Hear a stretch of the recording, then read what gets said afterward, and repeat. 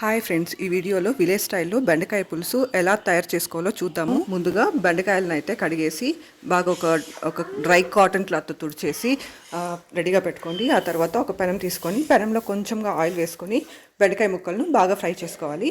బెండకాయ ముక్కలు బాగా వేగాక ఒక ప్లేట్లోకి అయితే తీసేసుకోవాలి.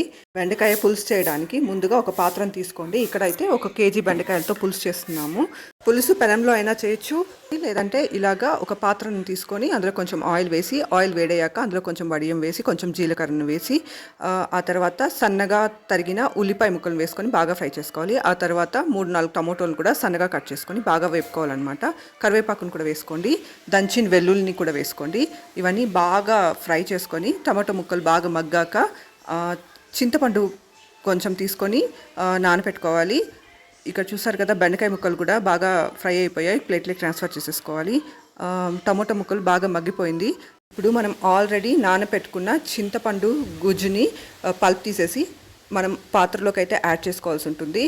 నీళ్ళని అయితే అడ్జస్ట్ చేసుకొని అందులోకి తగినంత ఉప్పు, కారం, పసుపు, ధనియాల పొడిని వేసేసి మనం ఆల్రెడీ ఫ్రై చేసుకున్న బెండకాయ ముక్కలను కూడా పాత్రలోకి వేసేసి ఉడికించుకున్నామంటే healthy and tasty curry ready అయిపోతుంది అనమాట.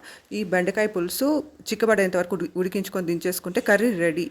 Thank you for watching my video. Thank you.